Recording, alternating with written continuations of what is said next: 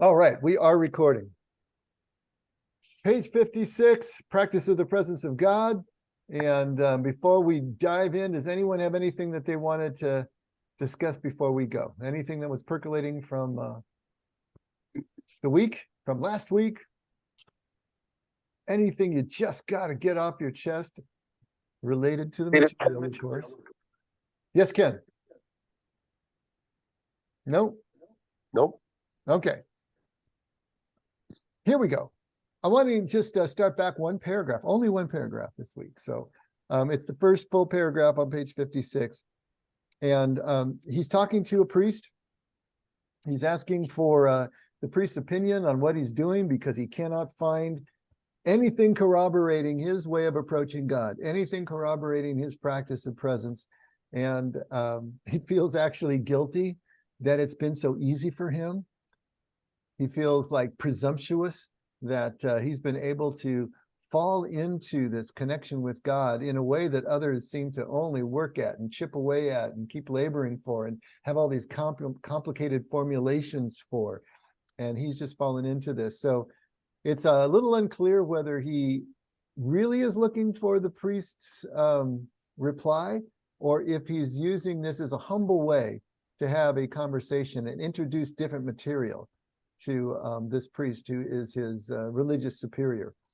But either way, it makes for interesting reading. So he went through, and one of the best lines, I love this line, is actually at the last sentence on page 55. He's talking about God. God forgives me and relieves me of my principal bad habits without talking about them. And I just love that. Doesn't need any discussion, you know. We're not going to rehearse everything that you did. It's just okay.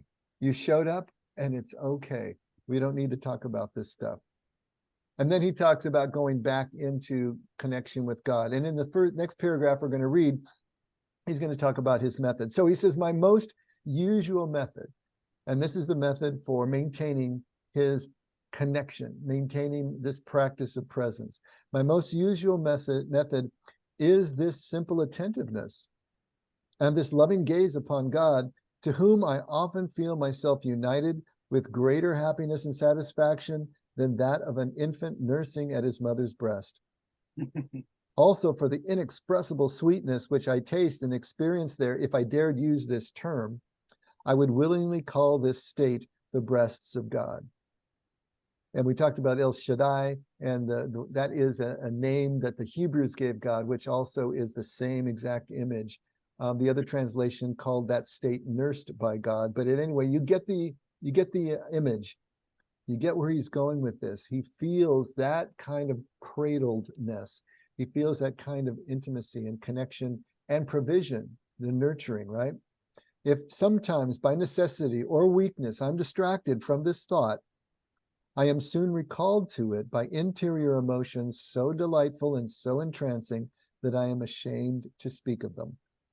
I would beg you, Reverend Father, to reflect on my gross imperfections, of which you are fully aware, rather than on the great graces with which God favors my soul, wholly unworthy and ungrateful as I am. So there is Brother Lawrence falling back into his medieval Catholic or Catholic kind of imagery, you know, and feeling, self-deprecation. We move forward. As for the time formally set aside for prayer, it is only a continuation of this same exercise. Now, remember a page or two back, he said that he had quit all of the non-obligatory forms of prayer, non-obligatory ritual that he wasn't mandated because he didn't need it anymore. But when he does go to the ones that are mandated, the ones that the rule of the house prescribes for all of the brethren to attend, it's only a continuation of the same exercise. It's only a continuation of everything he's already doing anyway. He doesn't have any bright distinctions between the time of formal prayer and the time that he's just working in the kitchen or doing whatever he's doing all day long. It's all the same to him. This is the continual prayer that Paul talks about, right? It's all a seamless presence, a seamless awareness of God's presence. He says, sometimes I think of myself as a block of stone before a sculptor, ready to be sculpted into a statue, presenting myself thus to God, and I beg him to form his perfect image in my soul and make me entirely like himself. So there's the potter's clay image from the Old Testament, right? But also the one that I like, and I know we've talked about this before, is that image from Michelangelo, where he talks about when he's going to carve a sculpture, he walks around the block of stone and then pictures it inside the stone as if frozen in a block of ice. And when he can envision it perfectly, then the only thing left to do is remove everything that's not the image. Just working with the negative space, right? I love that. I love that because really, when we talk about the second half of life, it's all about relinquishment, right? It's not about acquisition. It's about relinquishment. So what we're doing is we're relinquishing everything that is not the perfect kingdom person that is already standing inside of us as if frozen in a block of ice. And that's a really different way of going about your spiritual practice if you think about it. There is nothing to acquire. We are already born with everything that we need. And since birth, that perfect kingdom person, kingdom citizen, if you will, is standing inside of us, but it gets covered over. That's why Jesus is always holding up a child. He says, you need to go back to the beginning, when you were what you were before all this stuff got overlaid, all these belief systems, hurts, traumas, whatever. And so all we need to do is remove everything that is not who we really are. But of course, that's easier said than done. But here he has the same image of himself as a block of stone that is going to be carved upon by God into the perfect image and the perfect version of himself, if you really think about it that way. And then he says, at other times, as soon as I concentrate, and with no trouble or effort on my part, I feel my whole spirit and my whole soul raised up, and it remains so, as if suspended and firmly fixed on God as its center and place of rest.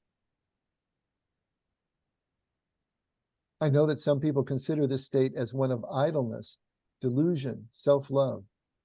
I confess it is holy idleness and a happy self-love, if the soul in this state were capable of these. But in reality, while it is in this state, the soul cannot be influenced by the actions one formerly performed. They helped it then, but are now more of a hindrance than a help. Okay, that one needs some unpacking, I think. I can tell by William's smile. We gotta deal with this a little bit. Okay, so he's saying that all I got to do is concentrate. All I got to do is bring myself back to the awareness of God's presence, which is always there. There's never a place or a time, no place I can go, no time I can be that God's presence won't be present.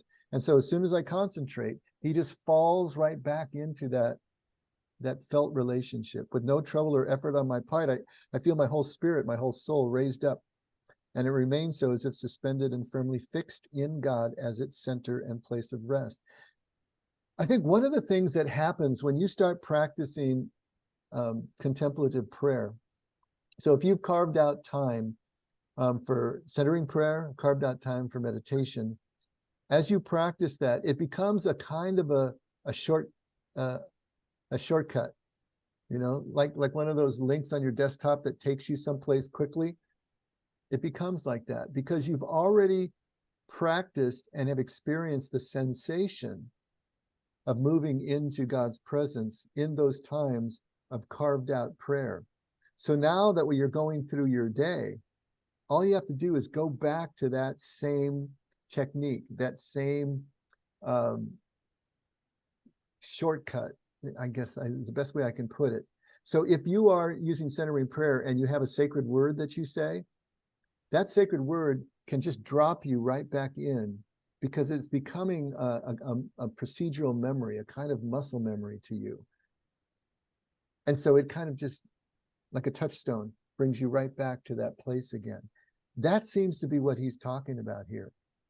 He has so honed and practiced. Remember, he's 40 years into his religious life now, and he has so honed and practiced this that it's just, if he gets distracted and pulls off, he just goes right back to his habitual way of connecting with God, and it drops him right back into the pocket. right back into place. This is the beauty of spending that time, finding out what works for you. Is it a return to breath? Is it a welcoming prayer? Is it your sacred word? What's the way in which you really seem to connect most easily and solidly with God's presence? And then you bring that into your day, and it becomes this shorthand or shortcut, touchstone to bring you back to presence. And when he's in this state, obviously he's had past criticism. So imagine Brother Lawrence going through his day at the monastery, at the abbey, doing whatever he's doing. And he's in this kind of reverie, maybe. He's got this silly grin on his face. Just imagine Brother Lawrence having this idyllic experience with God, just in the mundane tasks that he's performing. And imagine then the rest of the monks looking at him, not having any kind of the same day as he's having, and then criticizing him for being idle or being lazy or being unserious about his spiritual formation. I mean, can't you just see the finger wags? Can't you just hear the clucking of the tongue and people criticizing him as he goes through it? I'm sure it's a bit of sour grapes, right? That people are maybe envious of the kind of relationship that he seems to have with God, but he's endured a lot of criticism. And so he says this. I know that some people consider the state as one of idleness, delusion, or self-love. So they're even going further. You're just in this narcissistic state. You're not really connecting with God. If you were, you'd be suffering, because that was the culture of the time. And he says, well, I confess it is holy idleness and a happy self-love. If the soul in this state were capable of these. All right. So he's saying that when his soul moves into the state of connection with God, something fundamentally changes. He says, because in reality, while the soul is in this state, it cannot be influenced by the actions one formerly performed. The other translation was, the soul cannot suffer from the actions that a person formerly performed. Those actions helped or supported the soul then, but are now more of a hindrance or are harmful more than a help. So did he have, how Richard Rohr has surrounded himself with people who are like-minded? Does anybody know, did he have any contemporaries of the time that saw the connection or sought for the connection the way that he did? Because I really have to admire him for staying the course with constant criticism. I mean, I can tell you that with my kids, when they get on it, when they're, it's like, just beam me up, Scotty. So is there anybody that he surrounded himself for support? It's unclear who there was in the actual abbey that in which he lived, but obviously he had de Beaufort, right? Who wrote his eulogy, and the one who transcribed the conversations that he had. He didn't live in the abbey with him, but he was a close friend and admired him greatly. The women to whom he was writing the letters, the first 3-4 letters, they obviously had a connection with him and saw him as a spiritual guide as well, because he was advising them. And so, yes, he did have some, but it's unclear, how his fellow monks were receiving him. I'm sure it was a mixed bag. Some of them admired him and some of them criticized him, just like it usually is. But we really don't know for sure. At least I haven't seen anything in print that gives us more of a window in. But he certainly got his share of criticism. Yeah.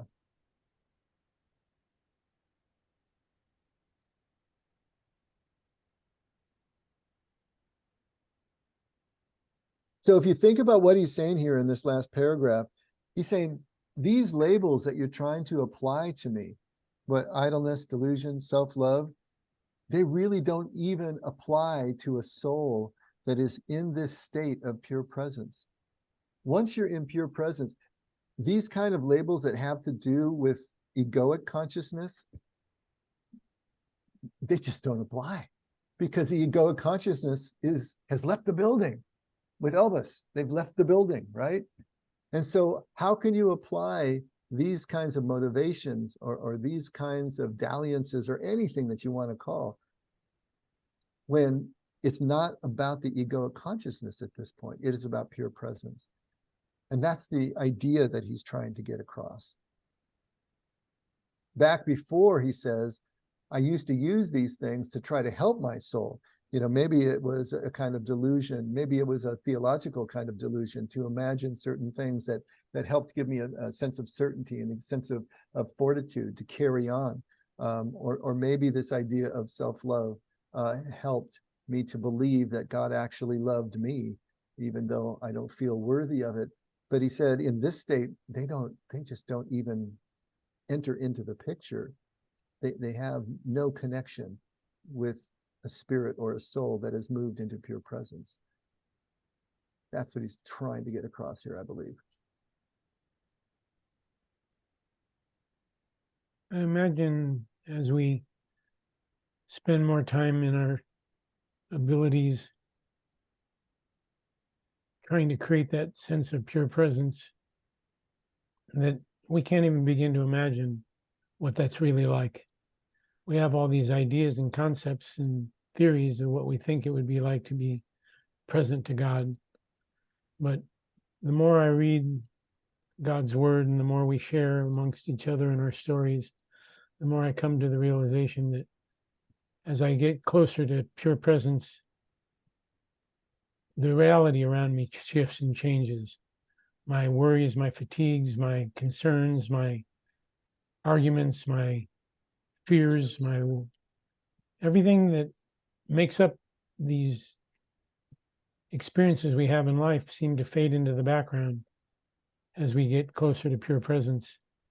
And in that presence, you just find things that sometimes I think, God, I got to remember that and share that with the group or write it down or whatever. And for some reason, it seems like I'm inhibited from doing so. I don't know where that comes from or why that happens, or if any of you have that experience, but I see a smirk on Dave's face, so I'm waiting to hear what he has to say about this. Go ahead, Dave. Oh, that's just so perfect, Scott. You know, everything that you said, you know, it's like that's the experience that I think Lawrence is trying to get across, and that I'm trying to put into different words, is that as you funnel in and get closer and closer to presence, all the things that you used to care about, all the tactics and strategies you used to use are just kind of falling away. You know, they just have no relevance. They have no place there. And then sometimes in that prayer time, that silent prayer time, you get this revelation, or you think a thought, right? And it's like, oh, that's a good one. And like Scott said, I got to remember this. But that's not the place for it. You know, if you had the greatest revelation in the midst of your centering prayer, the proper thing to do is to just say your sacred word and let it go. That's not the place for intellectual thinking. It's just the place for this pure presence. And that's really hard for us, you know, and most of us go into prayer looking for that kind of revelation, that kind of download, that intellectual mind candy, because that's what we're seeing as the fruit of all of this, but it's really not. It's just the presence itself. Well put, Chief. Yeah. Glad you elaborated on that. Thank you. It's yeah, I was just tracking with you 100%, buddy. David, it made me think of this idea that you know, the ego, like, and I think we've talked about this in here before, even when I'm trying to seek enlightenment and become self-aware, there's still an ego in there that's seeking enlightenment, that's seeking self-awareness, and that fly is constantly in the ointment. But the way he worded things in this particular paragraph, it seemed like he had completely transcended the ego. And there was, like, he saw any tactics of the ego to connect to God as irrelevant at this point.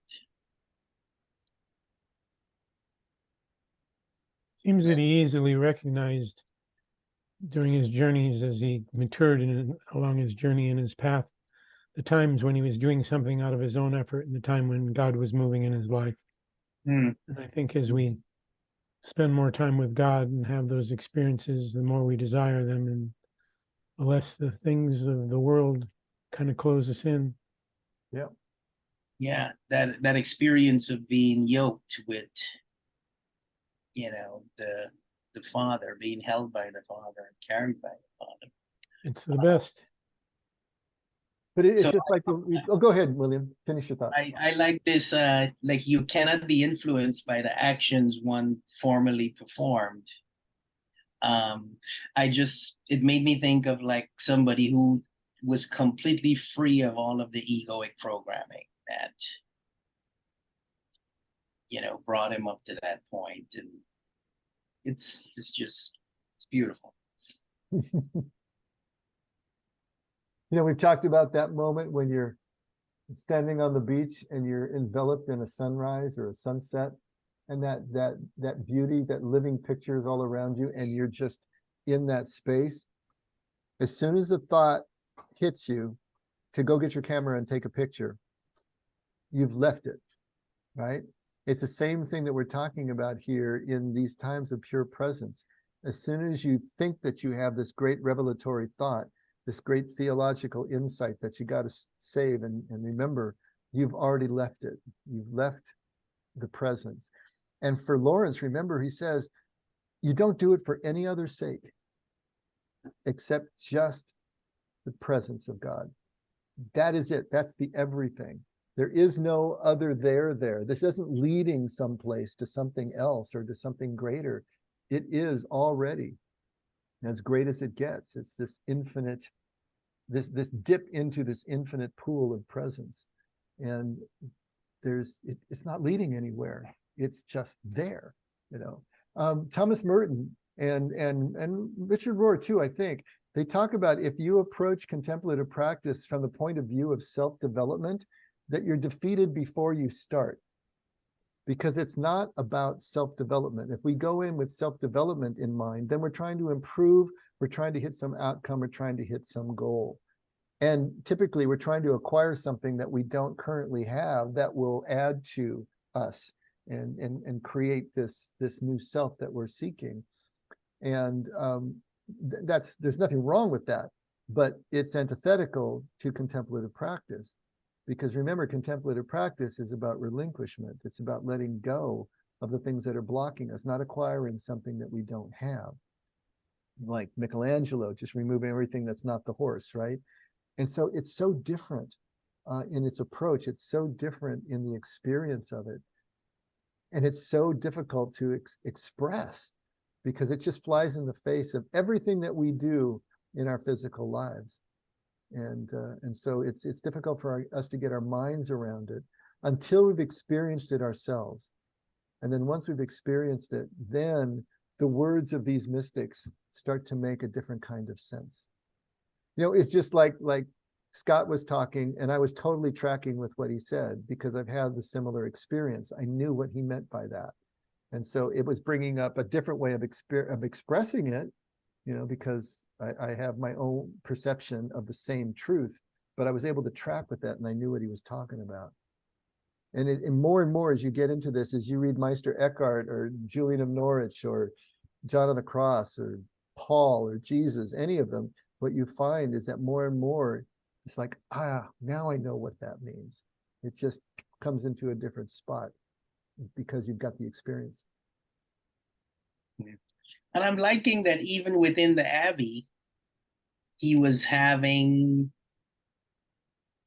criticism from people who were performance based, right? And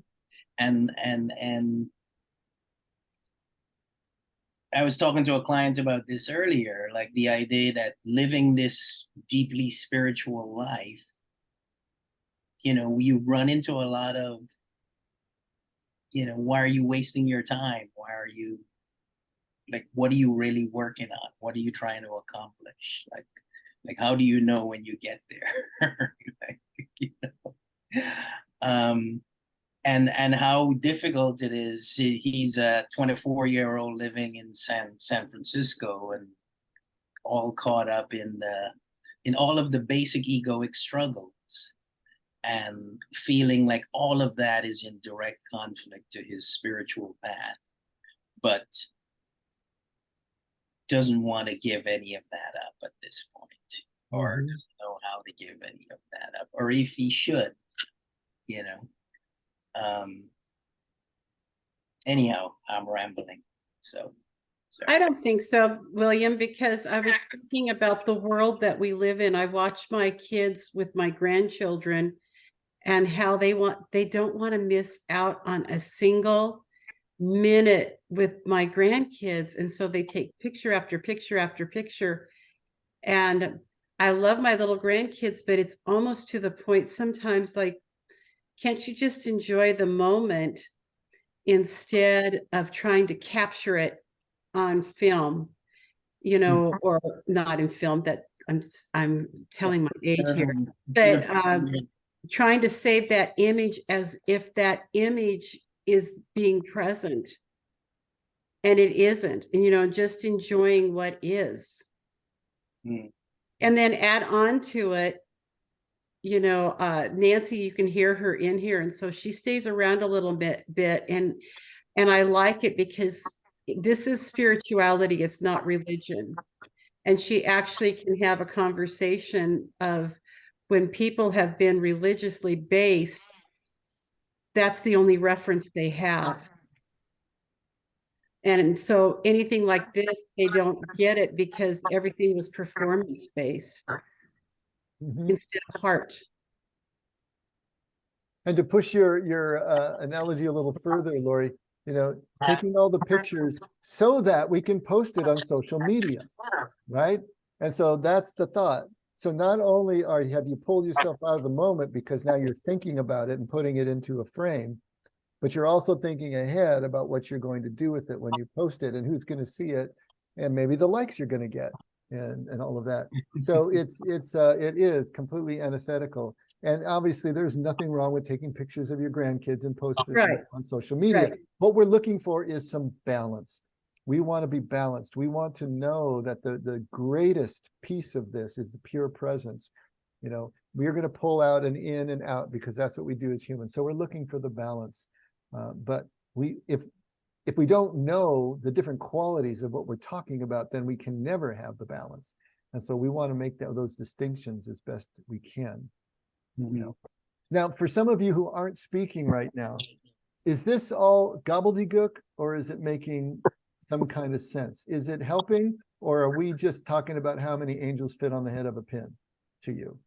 I'm having another quick little thought I wanted to squeeze in here, because I'm having this image of like people watching their kids in a performance, and today you go out there and everybody's got their phones up and recording the performance instead of being present to it. And if somebody isn't recording, that person is viewed as the crazy person who doesn't care or isn't invested, or you know what I mean? I do. Some of my daughter-in-laws have felt that about me because I'm not the grandma that's right up there, with my camera to get the shot. And in their estimation, I'm missing out. That's where we've come. It's a great point, William. Not only that, those performances are usually videotaped. They are usually recorded anyway. And they're going to have a much better recording than you're ever going to get on your little camera. And so you can have the best of both worlds. You can just watch it and be present to it and get the recording later. And I can guarantee you that nobody's going home and watching that stupid recording. At least not all of it. That's for sure. It's funny you say that because I had an elderly friend and she passed away. And her son told me what a burden it was. At least you have it in the cloud, right? Back in the day, it was Kodak. And he talked about how burdensome it was to have boxes and boxes and boxes of her memories. And he was really close to his mom, but he said, those aren't my memories. Those were my mother's. I don't know what to do with that. You know how when we were kids, we were able to remember everybody's phone number? That's because we were present when they gave us their phone number and we knew what we were going to be doing with it and how we were going to be interacting with it. Today, when we wander around taking pictures of experiences, we have the experience of taking pictures, not the experience itself. Mhm. I have something to chip in. I think to me, it's important to stress that there are like fruits of the spirit, that if you're doing this meditative practice, that you should see some changes and some benefits. I think I've said that before. Like one of the first things I notice is I start feeling more cheerful. I think I also feel like I'm more creative, or I'm more adaptable to reality. So it's like in AA, they say that you have acceptance of what's going on around you. So I think there should be, maybe we're not doing anybody favors if we don't talk about like the concrete benefits from doing this sort of prayer. That there are things associated with it that can be very positive and can improve your relationships, or the rapport. The other thing I found with recording things, it's almost, when I'm doing it right, it feels transgressive. Like my father was being buried, and they had an American flag over his coffin, and nobody was taking any pictures at all. And they started gathering up flag and folding it, and saluting the coffin. And I think I was the only person in the crowd that pulled out my phone and videotaped that little tiny moment where they were folding the flag and saluting my dad. And the thing is, I remember at the time thinking like, oh, I'm not living in the present moment. Nobody else is doing this. I'm going to look weird, sitting here taking this photo. But it turned out to be one of the most beautiful artistic moments. It's still one of the most touching pieces of video I've ever seen in my life. And I set it up with music, and I share it with family on the 4th of July or other occasions. And it's ended up being a really, I don't know, kind of exceptional, transcendent image. But it's not like everybody was taking a picture at that time. It was like, it's like I was the guy who was sticking my neck out and doing something that was maybe plainly wrong at the time, but the payoff was enormous. So, Well, like we're talking about, John, it's all about balance, right? And in that situation, it sounds like you took one for the team, right? You stepped out and into the frame, but you were able to capture something that now lives on in posterity. So yeah, I mean, we're not talking about hard and fast rules either way, but we're talking about balance, and we're talking about knowing the difference between the two, so that we know when to be present and that we need to be balanced with presence, as well as the times that we move back out again and do what we need to do as human beings. So balance, that's going to be the key always. And just to riff off of what John started talking about there in terms of improvements in mental health, we know that mind wandering, either into the past or into the future, comes with depression or anxiety, depending on what your leaning is. So just the practice of being present where you're not mind wandering, you should report some improvements in your anxiety and depression at the very least.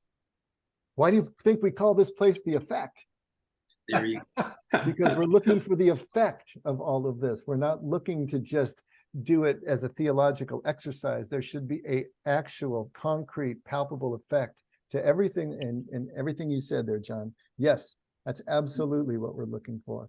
And, if James is to be trusted, that's the only way that we can prove we have any faith at all, right? It's by the works. But the works aren't what we do in order to perform for the faith.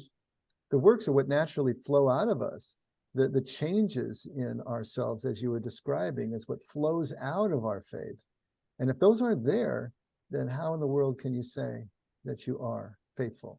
And so, yes, absolutely. We want to always make those connections to the changes and the benefits that we're going to naturally move through as we simply show up to presence. So anyway, I hope this is making sense to you all, and I hope that it's clear, and I hope that you're seeing how you can apply it You know, even if it's just the Brother Lawrence School, just become more and more mindful, more and more aware of your connection points as you're going through your day. But if you do spend time carving out time for centering prayer meditation, those can become your shorthand. Those can become your touchstones that can bring you back in, so that your recovery time from being triggered off emotionally, or when your mind is racing and always wandering, to be able to bring it back in shorter and shorter time periods, to become more and more aware of when you need to corral your thoughts, come back to center.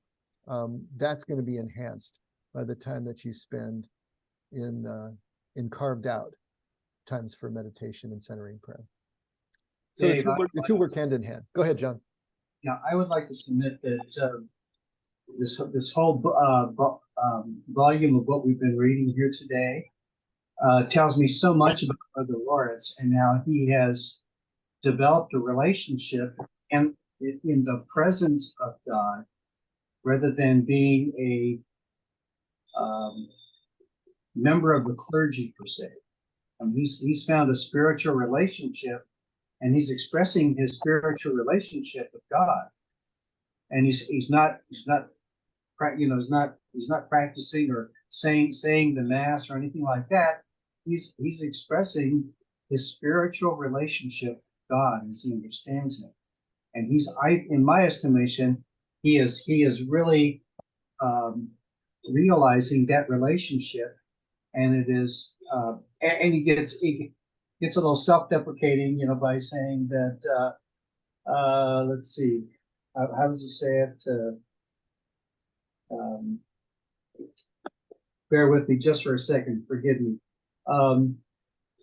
Says at other times, as soon as I concentrate, and with no trouble or effort on my part, I feel my whole spirit and my whole soul raised up, and it remains so, as if suspended and firmly fixed in God as its center and place of rest.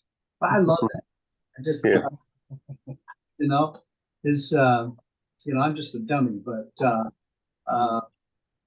that's what I'm seeing. That's what I'm seeing being developed through these past few weeks that we've been in this part of the book, and it's touched me deeply. It really has. That's perfect. But now, on the other hand, if you're not walking around all day with happy feet, is there something wrong with you? No, absolutely not. Everybody is going to experience this in a different way. I am I'm a darker person than Brother Lawrence, apparently. I do not experience the kind of elation that he experiences, but I am experiencing more and more of a settledness, more and more of a conviction that is becoming less shakable as I move forward in life. And that kind of contentment is the way that I experience his presence. And sometimes I do have just moments of real elation, real joy, just a lifting of the spirit. But I don't use that as a marker anymore of my spiritual progress. That's not what it is. It's just showing up. Will I keep showing up? When I get pulled off, will I come back again? That's the important thing. I can choose that. And then what comes of that, whatever it is. And I try not to judge it or in any way try to corral it into anything other than what it tends to be at that moment. But being present, that's the whole key. Making those vivid memories by simply being there, letting them really imprint. For instance, I can tell you what happened in my 20s. I can go through and tell you the sequence of events, where I was, what I did, all that happened. But it's like I read it in a book. It's like someone told me about my life. I don't have any clear memories. It's amazing when I look back at my 20s, they're just kind of a blur because I wasn't really there. I was never present. Starting in adolescence and high school and through to my early 30s, I was never there. I was always spinning in my head. And I can look back and say, man, how much did I miss? Really? That's crazy. So Good point. that's the kind of difference that we're talking about. Scotty? I was just going to say, I agree with that, how different it is when you look back over your life and wonder, where's all the memories? I know I lived here and did this and had that experience, but you can't put it in like a VCR and replay it. And you just wonder why that is, why we can't hold on to certain thoughts and patterns. Anyway, it's just, you were making me have those thoughts as you were discussing your stories. So that's why I like the idea of that other book we did about the shadow or embracing the shadow. I think that was made a profound difference for my growth. Or I was doing shadow work in my 20s before I knew what it was called. I'd been reading a lot of Jung, and I'd been interested in the analysis of dreams. But I mean, I was shocked when I started embracing like the shadow side of my own personality. It was transformational. I mean, I thought being angry meant that I would become like a murderer or something. And in fact, I found that being angry actually gave me the fuel, I needed to get things done. So to me, I think that's also a part of spiritual growth is that you're not running away from the shadow, that Jordan Peterson is saying this, that he says it's important to recognize that you're a dangerous man. And he says that's actually part of like being mature and being an adult is understanding how dangerous you are. But of course, not acting on that or doing something wrong. But he says you're kind of missing out if you don't accept that sort of darkness that's part of you. Absolutely, John. And you know what? And the way that you channeled your anger into creative projects is exactly what we're talking about here, because we have to acknowledge that those impulses are in there. The dark side is in there. But that's what ritual does so beautifully when it's done well, is it allows us to channel those into ways that are not harmful, and yet allowing us to own the shadow and acknowledge all parts of ourselves in that whole, but not allowing those impulses to do any damage. And that's it. And it sounds like you accomplished it very well. And well, I did it really well in my late 20s, and then I had other things happen in my life. It's not like I kept it up, or even plateaued. So. Yeah. Very cool. So to make sure that we finish off this letter, I'm going to go back to the last paragraph on page 56, and then we'll finish the letter because they connect. So he says, I know that some people consider this state as one of idleness, delusion, and self-love. I confess it is wholly idleness and a happy self-love if the soul were capable of these. But in reality, while it is in this state, the soul cannot be influenced by the actions one formerly performed. They helped it then, but they are now more of a hindrance rather than a help. But in the meantime, I cannot allow this state to be called delusion, since the soul which is thus joined to God has no other desire than to be with him. If this is delusion on my part, it is for him to correct it. Let him do with me as he wishes. I desire only him and to be wholly his. That's about as emphatic as it gets, right? And remember who he's talking to right now. He's talking to the big cheese, but that's pretty emphatic. He says, however, I would appreciate it if you would send me your opinion, to which I always defer, for I hold your reverence in the highest esteem, and I am in our Lord, our Reverend Father. I love that last paragraph. Here he's just lowering the boom, right? He's just saying, I'm not going to let anybody call this delusion, because all I am is desiring to be with my God. And if that's delusion, so be it. Let him correct me. On the other hand, I'd appreciate it if you give me your opinion. I love that. I think he's signaling a sort of selflessness. He's saying, look, he doesn't care what happens to him. He's a soldier. And if it turns out he is rebuked, he's going to roll with that. And I think he's just you know, he's open to whatever happens to him, is how I see it. Absolutely, The absolutely. way I see it is that even if he is rebuked, he doesn't care. Because he has already established his relationship with God, and God is the one that's gonna fix it. Not Mickey Mantle, nobody else. Yeah, God's the guy. He's the big guy in the sky, as they call him. Well, and you did get called delusional. I mean, if you're following this and you start taking action, people are pretty quick to think there's something wrong. Let him. No, that's what he's saying. It doesn't matter one bit. now Well, let's be honest. If we met Brother Lawrence walking down the street with his happy feet, what would we think about him? I'd want to take him to lunch. Yeah, we probably think he was high, you know? Like two of us. Hmm. I'd like to think I'd recognize him for who he was, that he was a gentle kind of Santa Claus spirit or something like that. We'd certainly like to think that, wouldn't we? Yeah. And It maybe is we would. true. Maybe we would. Because when I'm around people who are really centered, I go to Al-Anon and there are two women who have been in the program for a very long time. And they're centered. And when I'm around a centered person, I want to stay around that person and just be there. So I think we could, if we were able to have any type of interaction, I think we would want to stay in his presence, just because being around people who are so centered is so peaceful. Mhm. Yes.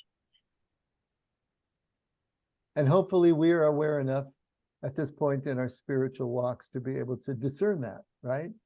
And not just look at the craziness.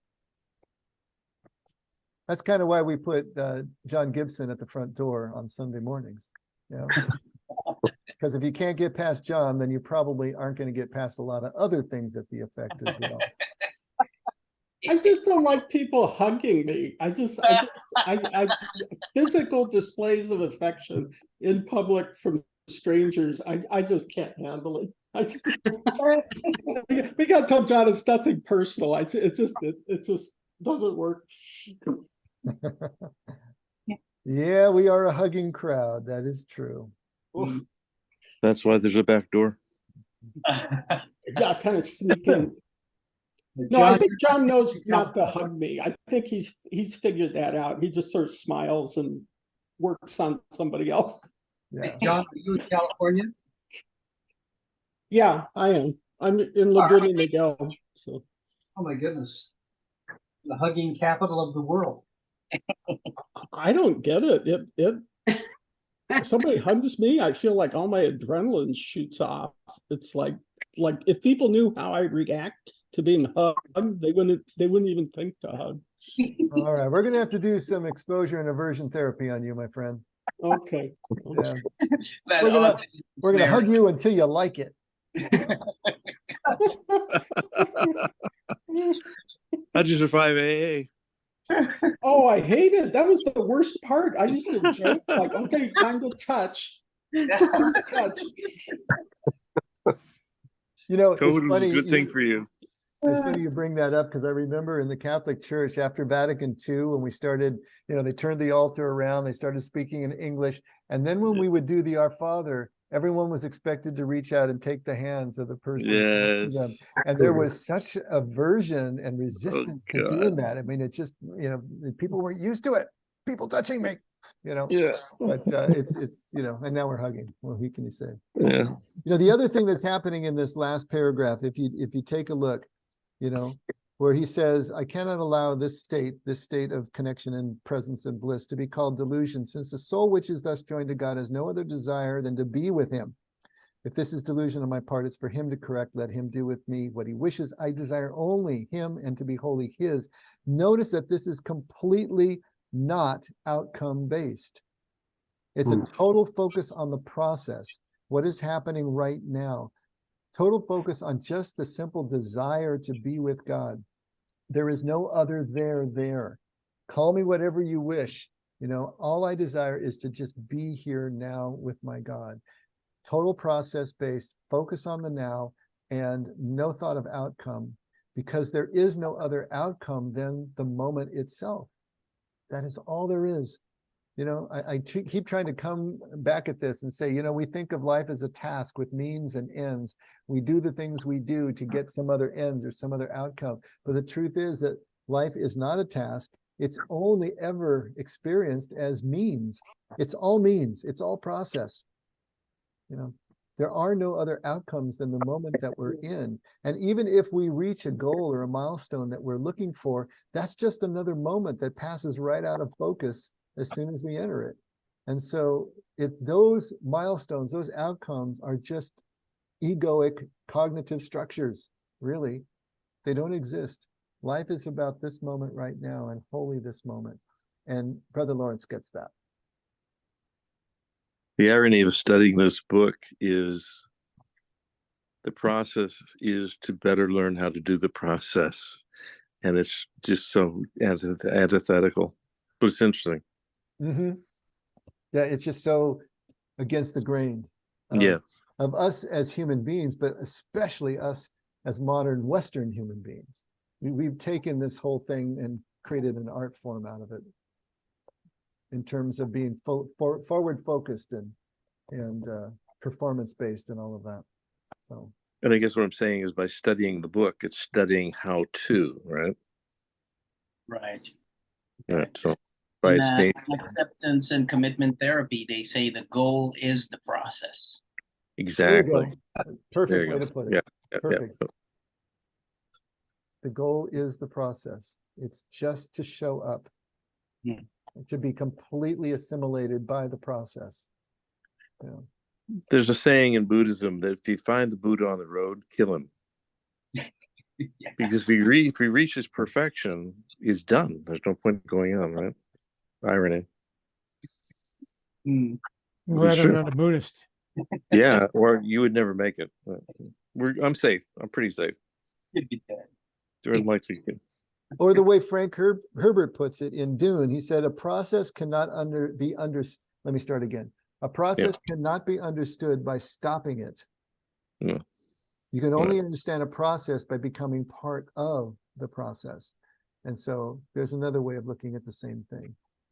So this is what we're trying to do. Thing, in Buddhism, the guru or the Buddha is not like a person, it's a state of mind. Yeah, that's the point. And so if you see Buddha on the road, that is like a projection of your brain or your own brain. Exactly. So if you kill it, you're not killing a human being. You're killing that projection of yourself. Perfect. This is much clearer with weed. Sorry. Yeah, I just don't want to see you out there like killing people in orange sarong. Yeah, it was a metaphor. That's not what they're a metaphor. It's a metaphor. I thought it was Death Race 2000, though. Oh my God! Robbie Mall myself. Okay, we're devolving now. Yes, thank you. Back on to point though. Pull us back. Engaging with the process is basically flowing with the synergy of life. Would that be a close understanding? If that verbiage works for you, sure. Okay. Well, my verbiage, so I guess it does work for me. But but yeah, there's this thing that's greater than myself. When I'm collaborating, when I'm cooperating, when I'm flowing, is in not trying to control the flow of this energy, but also still not being swept away with, I don't know, idealism or emotionalism and such, just being fully present. That's when life is pretty spectacular. One more image and then we'll end and see if this helps. First time I ever rode in a hot air balloon. Have any of you been in a hot air balloon? Okay, I'm the only one. Wow, that's different. First time I went in a hot air balloon, what I imagined the experience to be like was to get up in that gondola and just be blown about. The wind would be in your hair and you'd be blowing and all this kind of stuff. You get up in a hot air balloon and it is absolutely, completely still and silent, as if you're sitting in your living room. And that just shocked the heck out of me until I stopped and thought about it. The balloon is being blown by the wind, same direction and velocity. Of course, the air is completely still. I'm moving with it. You know, the only way I would feel wind is if I was going in another direction or standing still as the wind blew past me. I was moving with the wind, and it was completely still and completely serene. Such a different experience than I expected. It's going to be the same way here. When we are moving in the direction of the Spirit, which is always moving, we're going to feel that stillness, that simplicity that we're talking about. And so that's why we want to be a part of the process and focused on the process itself and not invasive in any other way. Okay, that's enough for tonight. We did good. We finished another letter. We'll start on the next letter, which is very short next week. We may even get that one done and start the letter after that. Who knows? It could happen. Okay, Scotty, you're on. Father God, thanks for being present. When we're not present, you're always present. Thank you that you make yourself available to us as often as we want to take you up on that offer. Help us to desire your presence more, Lord. Help us to understand what being present to you and your intention and design for our life is meant to bring us, and show us the way, Lord, to live in a way that glorifies you in all that we do. We give our thanks and pray our prayers in Jesus' holy name. Amen. Amen. Amen. Thanks, everybody, for another great discussion. Okay, we're off until Sunday. We'll see you Sunday. Good night, Well, guys. Bye. we Thanks, should get everyone. night, Shell. Night. Good night, good night, good night, good night, Vaughn. Good night, Ken. Good night, buddy. Blessings, peace. All right, stay dry. Yeah, thanks. All right, Jordana and Linda, see you two on the weekend. Okay. Okay, I will see you guys on Sunday. All righty. Bye-bye. Bye.